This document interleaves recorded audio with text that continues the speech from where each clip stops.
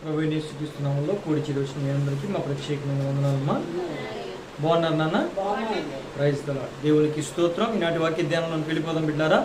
ఈనాటి వాక్య ధ్యానం కొరకే పరిశుద్ధ గ్రంథమైన బైబిల్లో నుండి లూకా సువార్త మొదటి అధ్యాయము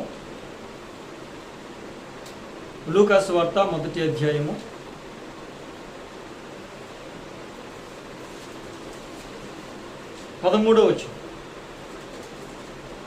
అప్పుడు ఆ దూత అతనితో, జకర్యా భయపడకుము, నీ ప్రార్థన వినబడినది, నీ భార్య అయిన ఎలిజబెతు నీ కుమారుని కనును, అతనికి యోహాను అని పేరు పెట్టుదువు. దేవునికి స్తోత్రం కలుగును గాక. ప్రియమైన దేవుని బిడ్డలారా, మనం చాలా కాలంగా ప్రార్థన చేస్తూ ఉంటాం. ఏం చేస్తామండి? ప్రార్థన చేస్తాం. అయితే ఆ ప్రార్థన ప్రభు వింటున్నారా, వింటలేదా, ఏంటి పరిస్థితి అనే ఆలోచన కూడా ఖచ్చితంగా మనకి వస్తుందా రాదా? ఎందుకని వస్తుంది ఆ మాట? కొన్ని రోజులుగా ప్రార్థన చేసే అంశం ఉంటుంది, కొన్ని నెలలుగా ప్రార్థన చేసే అంశం ఉంటుంది, కొన్ని వారాలుగా ప్రార్థన చేసే అంశం ఉంటుంది. అయినా ఆ అంశం మనం ఏ విషయంలోనైతే ప్రార్థన చేస్తున్నామో ఆ విషయంలో కార్యం జరగకపోతే ఖచ్చితంగా మనం ఏమనుకుంటాం? నా ప్రార్థన ప్రభు వింటున్నాడో లేదో, నా ప్రార్థన ప్రభు అంగీకరిస్తారో లేదో, నా ప్రార్థన మీద ప్రభుకి దృష్టి లేదేమో, లేకపోతే ఈ చిత్తంలో క్షమించాలి, ఈ విషయంలో దేవుని చిత్తం ఇది కాదేమో, అందుకే కార్యం జరగట్లేదేమో, లేకపోతే నాలో ఇంకా ఏవో లోపాలు ఉన్నాయేమో అనుకుంటాం. కానీ వాటిని ఒప్పుకుని ఇంకేమీ లేవు అన్నట్లుగా మాత్రం మనం అనుకోలేము. కనుక మేము దేవుని బిడ్డలారా, ఎన్ని సంవత్సరాలుగా మీరు ప్రార్థన చేస్తున్నా కూడా మీ ప్రార్థనకి జవాబు రావట్లేదా?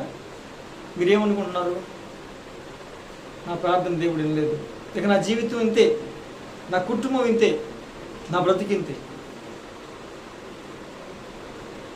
ఇక ఎప్పటికీ నా జీవితంలో ఈ కార్యాలు నేను చూడలేను, అనుభవించలేను అని ఒకవేళ మీరు అనుకుంటా ఉన్నారు.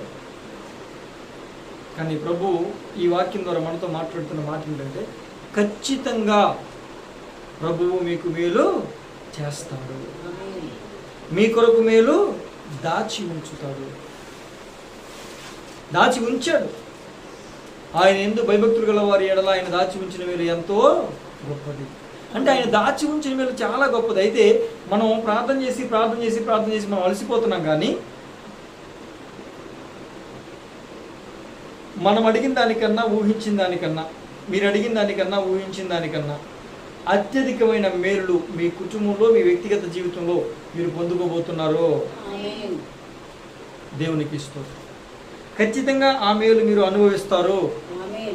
మీరే అనేకులకు ఆశీర్వాదకరంగా ఉంటారు. దేవునికి స్తోత్రం. గట్టిగా ఆమేన్ చెప్పడానికి కూడా అట్లా అసలు దేవునికి స్తోత్రం కలుగును గాక. ఆశీర్వచనాలు పలికినప్పుడన్నా ఆమేన్ రావాలా. ప్రియమైన దేవుని బిడ్డలారా, ఇక్కడ జకర్యా కోసం మనం చదువుకున్నాం కదా. ఇప్పుడు ఈ జకర్యా ఎవరంట? ఒక యాజకుడు. ఎవరండి? ఒక యాజకుడు, ఒక పాస్టర్ గారు. అప్పట్లో యాజకులను పిలిచారు, ఇప్పుడు పాస్టర్ని పిలుస్తున్నారు. ఎప్పుడైనా దైవ సేవకుడే, ఇప్పుడైనా దైవ సేవకుడు. అయితే ఈ దైవ సేవకుడు చాలా కాలంగా వాళ్ళ కుటుంబంలో వాళ్ళకి వ్యక్తిగతంగా ఒక ప్రార్థన అవసరం నిమిత్తం ప్రార్థన చేస్తూ ఉన్నాడు. ఎక్కడ ప్రార్థన చేసినట్లుగా రాయబడలేదుగా పాస్టర్ గారు, మీరు ఎలా చెప్తున్నారు అంటే, నీ ప్రార్థన వినబడినది అన్నాడా? అంటే దానికి అర్థం ఏంటండి? ఖచ్చితంగా ప్రార్థన చేసాడనేగా. చేసాడైనా లేదండి? కనుక నీ కేకలు వినపడినాయి అంటే కేకలు వేస్తే వినపడతాయి, లేకపోతే ఎందుకు వినపడతాయి? ప్రార్థన చేశాడు. ఇప్పుడు ప్రార్థన చేసిన తర్వాత జవాబు వస్తుంది. అయితే ఈ జవాబు రాక మునిపే ఎంతో కాలంగా వాళ్ళ వ్యక్తిగత జీవితంలో, వాళ్ళ కుటుంబ జీవితంలో వాళ్ళకి పిల్లలు లేరు. ఎవరికి? పాస్టర్ గారు. ధూపము వేయడానికి మందిరంలోకి వెళ్ళాడు. ధూపం అనగా ఏంటి? ప్రార్థన. అంటే ప్రజలందరి నిమిత్తం ధూపం వేయడానికి లోపలికి వెళ్ళాడు. ప్రజలందరి నిమిత్తము ప్రార్థన చేస్తుంటే ప్రజలకి కార్యాలు జరుగుతున్నాయి, ప్రజలు కార్యాలు పొందుకుంటున్నారు, ప్రజలు అద్భుతాలు చూస్తున్నారు, ప్రజలు ఆశ్చర్య కార్యాలు, సూచక్రియలు వాళ్ళు అనుభవిస్తున్నారు. కానీ వీళ్ళ జీవితంలో, వీళ్ళ వ్యక్తిగత జీవితంలో ఏం లేదండి, కార్యం లేదు. ప్రభువా నేను ప్రార్థన చేస్తే అందరికీ కార్యం చేస్తాను, నాకు మాత్రం కార్యం చేయట్లా, కనుక నేను వాళ్ళందరి కోసం నేను ప్రార్థన చేయను, నాకు కార్యం చేస్తేనే ప్రార్థన చేస్తాను అని ఎప్పుడు అనుకోవాలి జకరియా గారు, ఎప్పుడు అనుకోవాలి. ఆయన వంతు వచ్చినప్పుడు దేవుని పని ఇది, నాకు కార్యం జరిగినా జరగకపోయినా పెద్ద విషయం ఏమీ కాదు, అది పెద్ద మ్యాటరే కాదు, దేవుడు నాకు అప్పగించిన పని ప్రజల నిమిత్తం ధూపం వేయాలి, ప్రజల నిమిత్తం ప్రార్థన చేయాలి అని తనకు కార్యం జరిగినా జరగకపోయినా ప్రజలందరి నిమిత్తము ప్రార్థించడానికి జకరియా గారు ఆయన వంతు వచ్చినప్పుడు పరిశుద్ధ స్థలంలో ఆలయంలోకి వెళ్ళారు. వెళ్ళి ధూపం వేస్తూ ఉన్నారు. ఆ ధూపం వేయడానికి సిద్ధమైనప్పుడు దూతలలో ప్రధాన దూత అయినటువంటి, వర్తమానికులలో ప్రధాన దూత అయినటువంటి గబ్రియేలు దూత గారు అక్కడ ప్రత్యక్షమై కనిపించేసరికి వెంటనే ఒక్కసారి కంగుతున్నాడు, మనోడు భయపడ్డాడు. వెంటనే గబ్రియేలు గారు ఏమన్నారండి, జకరియా నువ్వు భయపడొద్దు, నీ ప్రార్థన వినబడింది, దేవునికి స్తోత్రం, హల్లెలూయా. ఇవ్వండి, కొన్ని సంవత్సరాల తర్వాత కూడా ప్రార్థనకి జవాబు వస్తుంది, వచ్చి కూడా నీ ప్రార్థన వినబడింది, ఖచ్చితంగా నువ్వు ఎందు నిమిత్తం అయితే ప్రార్థన చేసావు ఆ కార్యం చేయబోతున్నాడు. వాళ్ళు ఎందు నిమిత్తం ప్రార్థన చేస్తున్నారండి, వాళ్ళకి పిల్లలు లేరు, వాళ్ళకి పిల్లలు లేరు, బహు వృద్ధులైపోయారు, ముసలి వాళ్ళు అయిపోయారు, అయినా కూడా పిల్లలు లేరు వాళ్ళకి. మరి ఇంకా ప్రార్థన చేస్తూనే ఉన్నాడు అనుకుంటా. అయితే నీ భార్య అయిన ఎలిజబెత్ కుమారుడిని కంటది, ఆ కుమారుడికి యోహాను అని పేరు పెట్టు. ఏమండి, కొన్ని సంవత్సరాల తర్వాత పిల్లలు పుట్టితే ఆ పిల్లలు చక్కగా పుట్టడమే గొప్ప విషయం. ఏమండి, అవునా కాదండి? తర్వాత పెరిగి పెద్దోళ్ళే మంచోళ్ళు అవడమే గొప్ప విషయం, అవునా కాదండి? అలాంటిది సృష్టికర్త ప్రభు అయిన యేసయ్యకే, సృష్టికర్త ప్రభు అయినటువంటి ప్రభు అయిన యేసయ్యకే బాప్తిస్మం ఇచ్చే వ్యక్తి ఆ వ్యక్తి అయితే అది మామూలు విషయమా? యేసయ్యకే బాప్తిస్మం ఇచ్చే వ్యక్తి ఇప్పుడు ఆ గర్భంలో నుంచి రాబోతున్నాడు అంటే దేవుడు నీ ప్రార్థనలు విని ఆలస్యం అవుతుంది అని నువ్వు అనుకుంటున్నావు, కానీ ఆయన నిర్ణయించిన కాలంలో నీ ప్రార్థన ఆయన విన్నాడు, నీ ప్రార్థన ఆయన పాదాల చెంతకు చేరింది. నీకు నమ్మకం ఉందా? నీ ప్రార్థన ఆయన పాదాల చెంతకు చేరిందని నమ్మకం ఉందా? ఖచ్చితంగా దేవుడు కార్యం చేస్తారని నమ్ముతున్నావా? నమ్ముతున్నావు కనుక ఖచ్చితంగా దేవుడు ఆయన నిర్ణయించిన సమయంలో, ఆయన తీర్మానం చేసుకున్న సమయంలో నీ జీవితంలో చేసే కార్యం ఉందో చూడండి, ఆ కార్యం మామూలుగా ఉండదు, ఒక గొప్ప అద్భుతంగా ఉంటుంది. దేవునికి స్తోత్రం. ఆ వచ్చే ఆశీర్వాదం చాలా అద్భుతంగా ఉంటుంది. బాప్తిసం ఇచ్చి యోహాను చేసింది కొద్ది కాలమే శ్రమైనా మన బైబిల్లో బాప్తిసం ఇచ్చి యోహాను పాత్ర ఎంత గొప్పదండి. అసలు యేసు ప్రభుకే బాప్తిసం ఇచ్చినట్టు ఎంత గొప్ప విషయం. కనుక మన జీవితంలో ఆలస్యం అవుతున్నది అనుకున్న కార్యం ఖచ్చితంగా దేవుడు చేస్తాడు. అది నువ్వు అడిగిన దానికన్నా, నువ్వు ఊహించిన దానికన్నా అత్యధికంగా ఉంటుంది. దేవునికి స్తోత్రం, హల్లెలూయా. ఒకవేళ జకరియా, అయ్యా ఎవరో ఒక పిల్లలనే ఉన్నాయా, మాకు కూడా పిల్లలు పుట్టాలని వాళ్ళు ఎత్తుకోవాలని ఆశగా ఉందయ్యా అని అంత మాత్రం అడిగి ఉండొచ్చు. ఎవరో ఒకరు పుడితే చాలు అనుకుని ఉండొచ్చు. కానీ ఎవరో ఒకరు కాదు, సాక్షాత్తు ఎవరైతే వరమిస్తున్నారో, ఎవరైతే సృష్టిని సృష్టించారో ఆ సృష్టికర్తకే బాప్తిసం ఇచ్చే స్థానంలో ఆ కుమారుడు ఉండడం అనేది ఎంత గొప్ప విషయం అండి.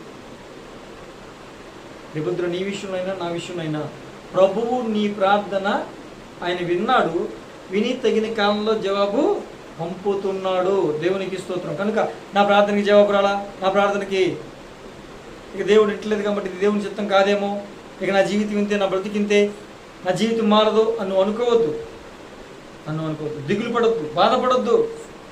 ఖచ్చితంగా జకర్యాని దర్శించిన దేవుడు నిన్ను కూడా ఒకరోజు దర్శిస్తాడు. జకర్యాకు కార్యం చేసిన దేవుడు నీకు కూడా కార్యం చేస్తాడు. దేవునికి స్తోత్రం, హల్లెలూయా. అలాగే యోసేపును ఒకసారి మనం చూసుకుంటే, యోసేపు చిన్నప్పుడు చాలా చక్కగా పెరిగాడు. నాన్నకు అల్లరి ముద్దు కొడుకు, దైవికంగా పెరిగాడు. అన్నయ్యలు అసూయపడ్డారు. అన్నయ్యలు ఏం చేశారండి?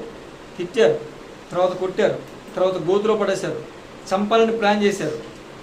ఇంతెందుకులే అని చెప్పి సంతలో పశువును అమ్మినట్టు, ఒక గొర్రెనో మేకనో గేదెనో ఎద్దునో ఏమండి గాడిదనో ఇలా ఒక పశువును అమ్మినట్లు డబ్బులు అమ్మేశారు.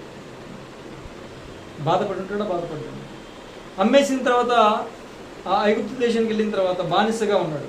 బానిసగా ఉండి వాళ్ళ ఇంటి దగ్గర వీళ్ళ దగ్గర పని చేసుకుంటూ ప్రార్థన చేసే ఉంటాడా లేదా? చేసే ఉంటాడు లేదా? మీరు చెప్పాలి. దేవుని దర్శనాలు పొందిన వ్యక్తి ప్రార్థన మాంతాడండి? ప్రార్థన చేసే ఉంటాడు. అయ్యా ఏమని ప్రార్థన చేసి ఉంటాడు? ప్రార్థన చేశాడు అనుకుందాం. ఏమని ప్రార్థన చేసి ఉంటాడు? అయ్యా నన్ను నీ బానిసత్వం నుంచి విడిపించయ్యా, నా తండ్రి ఇంటికి మళ్ళీ నన్ను చేర్చయ్యా, నా అన్నయ్యలతో లేకపోతే నా తండ్రితో నేను కలిసి మా సొంత దేశంలో ఉండాలయ్యా, ఇక్కడ చాలా కష్టంగా ఉంది ప్రభువా అని ప్రార్థన చేస్తున్నాడా లేదండి? అంతేగా ప్రార్థన చేస్తే, అవునా కాదండి? అక్కడ నుంచి ఫోర్తీఫరింట్లోకి వెళ్ళాడు. ఫోర్తీఫరింట్లో ప్రార్థన చేసే ఉంటాడా? విడిపించబడాలి, స్వదేశం వెళ్ళాలి, తండ్రి ఇంట్లో ఉండాలి, అంత మాత్రం ప్రార్థన చేసి ఉంటాడు. జైలుకి వెళ్ళాడు అనుకోకుండా, జైలుకి వెళ్ళినప్పుడు ప్రార్థన చేసే ఉంటాడుగా. మరి ఇన్నిసార్లు ప్రార్థన చేసినా ఎప్పుడైనా ఒకవేళ యోసేపు కూడా అనుకుని ఉండొచ్చు, ఇక నా జీవితం ఇంతేలే, యోసేపు కూడా అనుకుని ఉండొచ్చు, అక్కడ జకర్యా కూడా అనుకుని ఉండొచ్చు, ప్రార్థన చేస్తున్నాడు కానీ ఇన్ని సంవత్సరాలు జరగలే, ఇప్పుడు ఏం జరుగుతుందో ముసలం అయిపోయామేమో, పిల్లలు ఏం పడతారులే అనుకుని ఉండొచ్చు. యోసేపు కూడా ఇక ఎంత జరిగింది, జైల్లోకి వచ్చేసాను, ఇంకా నా జీవితం ఇంతే, ఇంకా దేవుడు నా జీవితానికి ఇది రాసి పెట్టాడేమో, ఇక ఇలాగే ఉండాలనుకున్నాడేమో అని ఏం చేస్తానండి? అనుకునే ఉంటారు. ప్రార్థన ఆపేసి ఉండొచ్చు, ప్రార్థన కొనసాగించి ఉండొచ్చు, కానీ ఎప్పుడో చేసిన ప్రార్థనను అంగీకరించి కార్యం చేసే దేవుడు ప్రార్థన కంటిన్యూస్గా చేస్తున్నప్పుడు ప్రార్థన వినడా? ఆ ప్రార్థన, యోసేపు ప్రార్థన ఎక్కడికి వెళ్ళిందండి? దేవుని యొద్దకు చేరింది. దేవుని యొద్దకు చేరి కార్యం జరిగిందా లేదా? చెప్పాలి మీరు. ఆయన అడిగింది ఏంటి? బానిసత్వంలో నుంచి విడిపించబడాలి, ఈ దేశంలో నుంచి విడిపించబడాలి, నా తండ్రి ఇంటికి వెళ్ళాలి. అంతకుమించి ఇంకెక్కువే కోరుకుంటారండి బానిసగా ఉన్నవాడు. కానీ తండ్రి చేసింది ఏంటి? ఆయన ప్రార్థన విని ప్రభు ఇచ్చిన ఆశీర్వాదం ఏంటి? చేసిన అద్భుతం ఏంటి? ఆ దేశానికి రాజు స్థానం. రాజుగారి ఇంట్లో వాళ్ళు కూడా ఏది చేయాలన్న పర్మిషన్ ఇప్పుడు ఎవరిని అడగాలి? యూసుఫ్ని అడగాలి. తన ఇంటి వారందరి మీద ప్రభువుగా చేశాడు. ఫరోకి తండ్రిగాను, తన ఇంటి వారందరికీ ప్రభువుగాను, దేశం అంతటికి ఏలికగాను చేశాడు. ఇప్పుడు ఫరో కొడుకు కూడా వచ్చి ఏదన్నా కావాలి, డబ్బులు ఫంక్షన్ చేసుకుంటా, నా ఫ్రెండ్స్తో తిరుగుతా అంటే ఇప్పుడు ఎవరినైనా డబ్బులు వచ్చి అది ఎప్పుడైనా ఊహించుంటాడా? దేవుడు కార్యం చేశాడా లేదండి? ప్రార్థన విని కార్యం చేశాడా లేదా? కనుక నీ ప్రార్థన చేరలేదని నువ్వు అనుకోవద్దు. ఖచ్చితంగా నీ ప్రార్థన ఆయన పాదాల దగ్గరికి చేరింది. అయితే ఆలస్యం ఏం జరుగుతుంది? ఆలస్యం ఒక అద్భుతం కొరకే. ఆమేన్. ఆలస్యం దేని కొరకండి? అద్భుతం కొరకు. ఆ అద్భుతం కూడా నువ్వు ఇలా జరుగుద్ది అని నువ్వు ఊహించు. ఇలా జరుగుతుంది అని నువ్వు ఊహించని రీతిగా అద్భుతం చేసి కార్యం చేస్తాడు. అలాగే నోవాహుని ఓడలోకి వెళ్ళమని చెప్పి ప్రభువారు బయట గడిపెట్టేసి జలప్రలయాన్ని కురిపించారు. ఎన్ని రోజులండి? 40 రోజులు. సరే 40 రోజులు వర్షం వస్తుంది, సరే అయిపోయింది. 40 రోజులు దేవుడు చెప్పాడు కాబట్టి ఓకే. 40 రోజుల తర్వాత వర్షం ఆగిపోయింది. 50 రోజులు అయింది, ప్రభు ఏమీ మాట్లాడదల్లా. 60 రోజులు అయింది అంటే ఇప్పుడు 2 నెలలు అయింది. 90 రోజులు అయింది 3 నెలలు. 120 రోజులు అయింది. 150 రోజులు అయింది. ఇక ఇన్ని రోజుల్లో 150 రోజులు వరకు కూడా నోవాహు ఏమనుకుని ఉంటాడు? ఇదేంటి ప్రభు వారు అందరితో పాటు నేను కూడా ఇందులో కలిసి వెళ్ళనుకున్నాడు ఏంటి? ప్రభు అసలు ఏం మాట్లాడతలేదు, అందరూ చచ్చిపోయారు, వాళ్ళతో పాటు నేను కూడా చచ్చిపోయాను అనుకున్నాడు, మరిచిపోయాడేమో, నన్ను మరిచిపోయాడేమో అనుకునే ఉంటాడా లేదా అండి? అనుకునే ఉంటాడు. అందుకే ప్రభు ఏమని రాశారు? నోవాహును ఓడలోనున్న సమస్తాన్ని ఆయన జ్ఞాపకం చేసుకున్నాడు. దేవునికి స్తోత్రం. మర్చిపోలా. మన దేవుడు మర్చిపోయే దేవుడు కాదు. మన దేవుడు మర్చిపోయే దేవుడు కాదు. నీ ప్రార్థన ఆయన మర్చిపోడు. నీకు మేలు చేయడం ఆయన మర్చిపోడు. నీ ప్రార్థన ఆయన దగ్గరికి చేరింది, కానీ ఆయన నిర్ణయించుకున్న సమయంలో ఖచ్చితంగా అది ఒక అద్భుతంగా బయటకు వస్తుంది. ఇప్పుడు 150 రోజుల తర్వాత జ్ఞాపకం చేసుకుని ఏం చేశాడు? ఎక్కడ నిలబెట్టాడు? అరారోతు కొండ మీద నిలబెట్టాడు. అంటే ఒక ఉన్నతమైన అనుభవంలో ప్రభువు నోవాహుని నిలబెట్టాడా లేదా? మరలా నోవాహు ద్వారా మాత్రమే సంతతిని పుట్టించాడా లేదా? భూమంతుడు మనం ఎవరి సంతానం? ఎవరి నుంచి వచ్చిన వాళ్ళం? నోవాహు నుంచి వచ్చిన వాళ్ళం. నోవాహేమో ఆదాము నుంచి వచ్చినాడు. ఆదాము నుంచి వచ్చిన వారు నోవాహు కుటుంబం 8 మంది తప్ప మిగతా వాళ్ళందరూ చచ్చిపోయారు జలప్రళయం. ఆ నోవాహు నుంచి వచ్చిన వారమే మనం. మరి ఇప్పుడు మూల పురుషుడు మనకి ఎవరి అంటే ఏమని చెప్తాం? మనకు నోవాహు. నోవాహుకి అంత గొప్ప ఆధిక్యత ప్రభు ఇచ్చాడా లేదా? మరలా సృష్టిని, ఒక కుటుంబం నుంచి సృష్టి మొత్తాన్ని తయారు చేయడం అంటే, పుట్టించడం అంటే అది గొప్ప విషయమా కదా? మరి నోవాహుని ప్రభు మర్చిపోయాడా? చెప్పాలి మీకు. మరి నోవాహుని మర్చిపోయిన దేవుడు నిన్ను మర్చిపోతాడా? నోవాహు ప్రార్థన విన్న దేవుడు నీ ప్రార్థన వినడా? ఆ రోజునంటే ఏదో అలా జరిగిపోయిందంటే మరి ఇప్పుడు ఎలా జరుగుతుందండి? ఆయన నిన్న నేడు నిరంతరం ఒక్కటే రీతిగా ఉన్న దేవుడు. దేవునికి స్తోత్రం. హల్లెలూయా, హల్లెలూయా. ఏమా దానంగా హల్లెలూయా. దేవునికి స్తోత్రం. ఈమెను దేవుని బిడ్డలారా, జకర్యాని మర్చిపోయాడా? యోసేపుని మర్చిపోయాడా? నోవాహుని మర్చిపోయాడా? ఇంకా భక్తులకి ఎన్నో పేర్లు చెప్పొచ్చు, ఎంతమంది కోసం చెప్పొచ్చు. చాలా క్లుప్తమైన మెసేజ్ అయినా ఒకటే గుర్తుపెట్టుకోండి, మన ప్రభువు ప్రార్థనలు వినే దేవుడు, ప్రార్థనలు ఆలకించే దేవుడు, ఆ ప్రార్థనలకు జవాబిచ్చే దేవుడు. మన ప్రార్థనలు ప్రభువు విన్నాడు. అయితే తగిన కాల సమయంలో నువ్వు అడిగిన దానికన్నా, ఊహించిన దానికన్నా అత్యధికంగా ప్రభువు దీవించబోతున్నాడు. అది నీ ఊహ కందదో, నువ్వు ఊహించి కూడా ఉండవు. ఇంతలాగా ప్రభు నన్ను చేస్తానని ఊహించుండవు. కృతజ్ఞత కూడికి పెట్టుకొని అసలు ఇంతలాగా చేస్తాను అనుకో, నేను అడిగింది ఇంత, ఆయన చేసిందంతా అన్నట్టు ఉంటుంది ఆయన ఆశీర్వాదం. దేవునికి స్తోత్రం. హల్లెలూయా. అది నీ వ్యక్తిగత జీవితమైన, కుటుంబ జీవితమైన, వ్యక్తిగతంగా అనేక ఆటుపోట్లు ఎదుర్కొంటున్నావా? అనేక సంవత్సరాలుగా నువ్వు ఎన్నో ఇరుకు ఇబ్బందులు పడుతున్నావా? అసలు నా జీవితం ఏంటి? నా గమ్యం ఏంటి? నా జీవితంలో తర్వాత ఏం జరుగుతుంది? ప్రభువా నా జీవితం ఏంటి? ప్రభువా నా జీవితాన్ని బాగు చేయ ప్రభువా అని అడిగారా? నా జీవితంలో కార్యం చేయడా? ప్రార్థన చేశారా? నన్ను ఉన్నతంగా దీవించు ప్రభువా అని ప్రార్థన చేశారా? నన్ను ఆశీర్వదించు ప్రభువా అని ప్రార్థన చేశారా? అది అయితే మీ ప్రార్థన ఆయన దగ్గరికి చేరింది. ఒకవేళ నీవు నీ జీవితం కోసం ఆందోళనగా ఉంటే, నీ ఫ్యూచర్ కోసం ఆందోళనగా ఉంటే, ఖచ్చితంగా ఆయన తగిన సమయంలో అద్భుతంగా దేవుడు నిన్ను ఆశీర్వదించబోతున్నాడు. నీ కుటుంబం కోసం ఆలోచన చేసి, ఏంటి నా పిల్లలు ఏంటి ఇలాగైపోయారు, నా తల్లిదండ్రులు ఏంటి ఇలాగైపోయారు అని బాధపడుతున్నావా? ప్రభువుకి అడిగావా? నిజంగా నీ ప్రభువుకి నువ్వు నమ్మకంగా జీవిస్తే ఖచ్చితంగా ఏం చేస్తాడు? గొప్ప అద్భుతం చేస్తాడు. నువ్వు ఊహించు, అంతలాగా నీ కుటుంబాన్ని దేవుడు ఆశీర్వదించి మరలా మందిరానికి తీసుకొస్తాడు. అనేకుల మధ్యలో సాక్షిగా నిలబెడతాడు. నీ కుటుంబాన్ని పైకి లేవనెత్తుతాడు. నువ్వు అనుకుంటున్నావు ఇప్పుడున్న నీ ఆర్థిక బాధలను బట్టో, అనారోగ్య సమస్యలను బట్టో, అప్పుల సమస్యలను బట్టో, ఇక నా జీవితం ఇంతే, నా కుటుంబం ఇంతే, నాకు ఎప్పటికీ ఇక ఈ బాధలు పోవు, ఈ అప్పులు పోవు అని ఒకవేళ నీవు అనుకుంటున్నావేమో, గుర్తుపెట్టుకుని ప్రియమైన దేవుని బిడ్డలారా, ఖచ్చితంగా నువ్వు ఊహించిన దానికన్నా ఆ ఆకోరు లోయ అనుభవాన్ని అత్యధికంగా ఆశీర్వదించి ఒక ఉన్నతమైన అరారోతు కొండ అనుభవంలోకి ప్రభువు తీసుకెళ్ళబోతున్నారు. హల్లెలూయా, హల్లెలూయా. అయితే ఒకసారి ఇప్పుడు అదే లూకా సువార్త 1వ అధ్యాయము 6వ వచనం చదవండి, 6, 7 వచనాలు చదవండి. వీరిద్దరూ ప్రభు యొక్క సకలమైన ఆజ్ఞల చొప్పునను న్యాయ విధుల చొప్పునను నిరపరాధులుగా నడుచుకొనుచు దేవుని దృష్టికి నీతిమంతులై ఉండిరి. ఎలిజబెత్. చాలు. ఇప్పుడు సకలమైన చదువునా, సకలమైన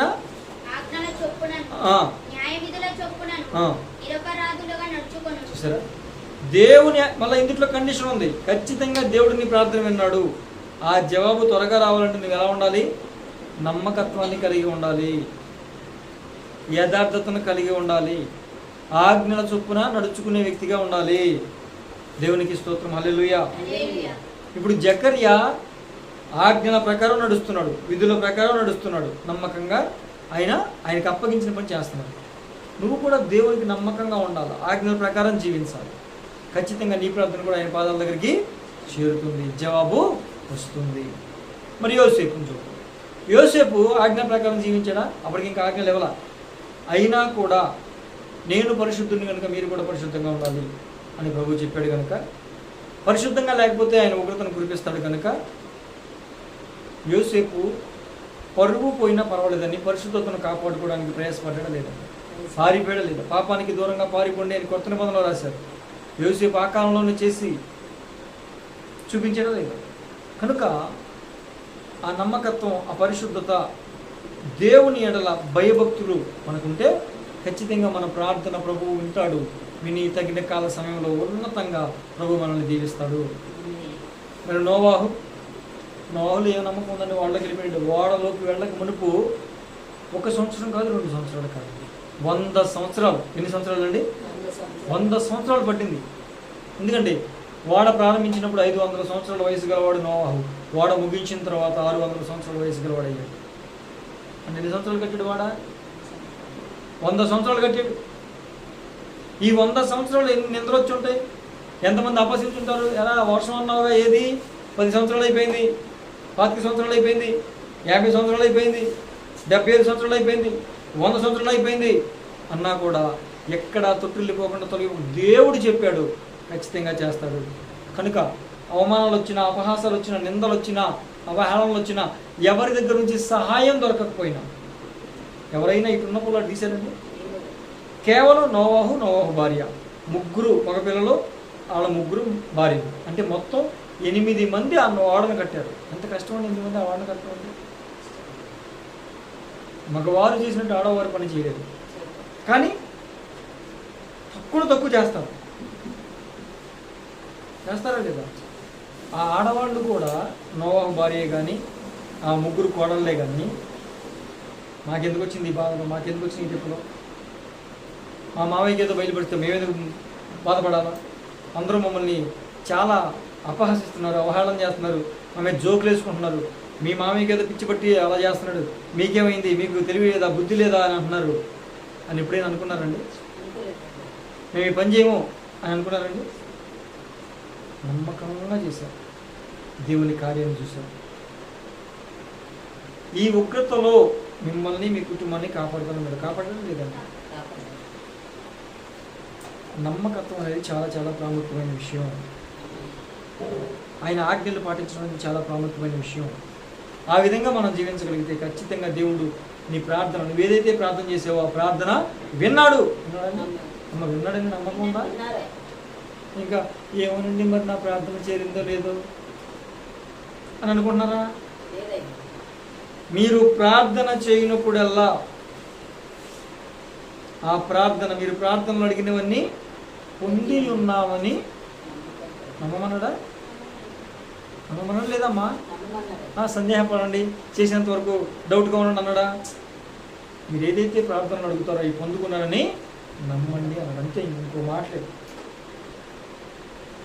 కనుక మీరు నమ్మండి, మీరు ఏ ప్రార్థనలో మీరు ఏ విషయాలు అడిగారో అవి నమ్మండి, ప్రభు ఖచ్చితంగా ఏదో ఒక రోజు కార్యం చేస్తాడు అని నమ్మండి. నమ్మకత్వంగా జీవించండి, ఆజ్ఞలు పాటించి జీవించండి, దేవునికి ఇష్టంగా జీవించండి. మీరు అడిగారు,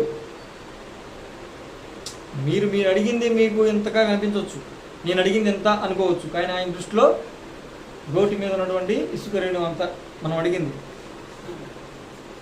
అడిగింది గోరంత అయితే ఆయన ఇచ్చేది కొండంత.